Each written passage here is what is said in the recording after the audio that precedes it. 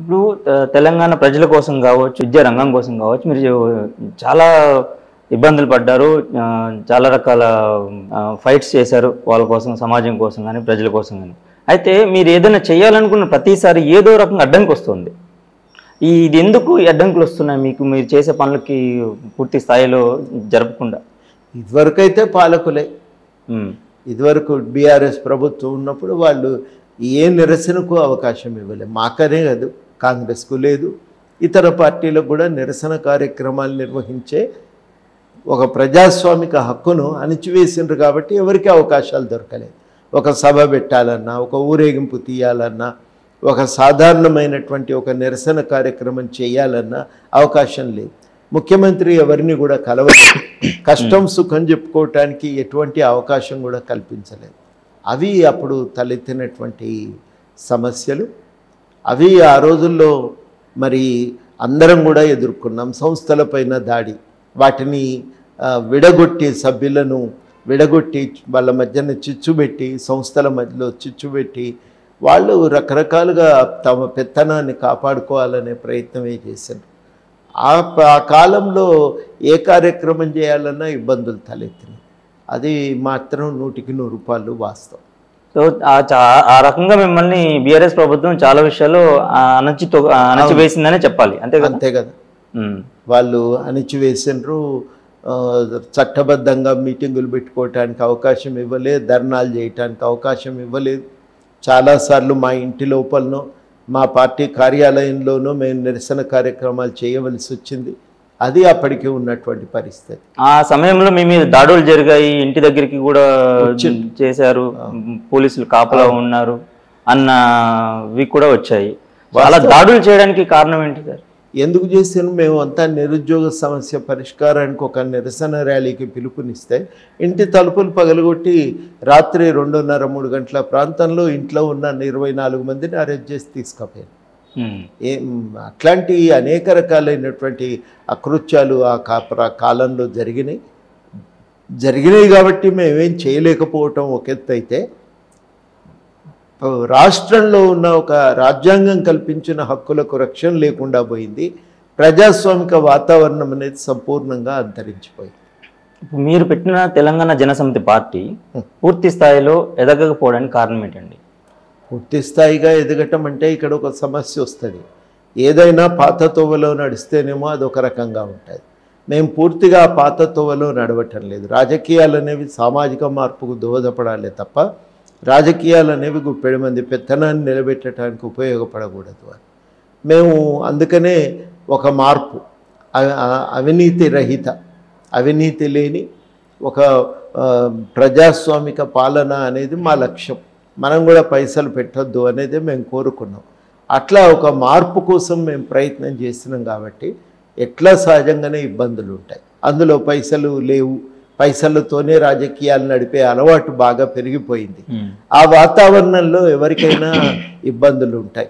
కాకపోతే ఏంటంటే మెల్లమెల్లగా ప్రత్యామ్నాయ రాజకీయాల వైపు ప్రజలు కూడా ఆకర్షితులు అవుతున్నారు. అవును, అటువంటి వాళ్ళు ఒకరు ఉండాలి, నిస్వార్థంగా పనిచేసే వాళ్ళు లేకపోతే మనకు న్యాయం జరగదు, అట్లా పనిచేసేటువంటి వాళ్ళని కూడా మనం కాపాడుకోవాలనేది వాళ్ళ ప్రజల్లో వచ్చింది. కాబట్టి మాకు కూడా కొంత అవకాశాలు కలుగుతున్నాయి, వాతావరణం మాకు కూడా అనుకూలంగా మారుతున్నది.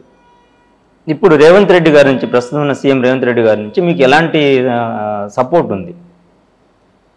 సపోర్ట్ అంటే వాళ్ళు కూడా మా కోసం ఎన్నికల్లో పనిచేసినారు, ఏ ఆశ లేకుండా నిస్వార్థంగా పార్టీ గెలుపుకు కృషి చేసినారు. కాబట్టి వీళ్ళకు కూడా ప్రభుత్వ పాలనలో భాగస్వామ్యం కల్పించాలి అనేది, ఆ భాగస్వామ్యం కల్పించడానికి వాళ్ళు మరి ఎమ్మెల్సీగా కూడా ఎంపిక చేసిండ్రు. ఆ రకంగా తోడ్పాటు అయితే ఉంది. అది ఇంకా కూడా కొంత బలంగా ఇంకా ఆ సంబంధ బాంధవ్యాలను ఇంకా పెంచుకొని మేము కూడా ఇంకొంత పాత్రను ఎక్కువ చేసుకోవాలనేది మాకున్న కోరిక.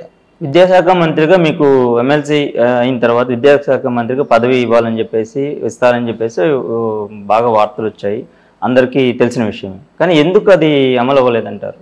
అది పత్రికల్లో వచ్చిన వార్త. తప్పకుండా మేమైతే మళ్ళీ ప్రకటిస్తున్నాం. పాలనలో ఒక భాగస్వామ్యం మేము ముందు కూడా ఎన్నికలకు ముందు కూడా కోరుకున్నాం. తప్పకుండా ఆ భాగస్వామ్యం దొరికితే మేము తప్పకుండా తీసుకుంటాం కూడా. కానీ అంతకు మించి మనము దానిపైన ఇంకా చర్చ అయితే ఇంకేం పురోగతి దాంట్లో పురోగతి లేదు, కనిపించలేదు, కనబట్ట. వాళ్ళు మాతో మాట్లాడలేదు, ఎక్కడ ప్రకటన చేయలేదు.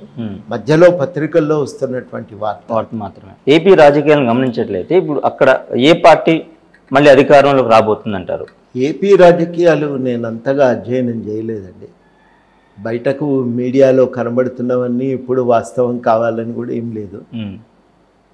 కాకపోతే నిన్న మనకు ప్రశాంత్ కిషోర్ చేసిన వ్యాఖ్యలు జగన్ గెలవటం కష్టమే, ఎందుకంటే ఆయన ప్రజల్లో లేడు, మడిగట్టుకొని ప్రజలకు దూరంగా ఉండటం మంచిది కాదు, ప్రజల మధ్యలో ఉండాలి నాయకులు అనేవాళ్ళు అనే మాట ఆయన ఏదైతే చెప్పిండో అది విన్నాక నాకు కొంత అనుమానాలు అయితే తలెత్తుతున్నాయి.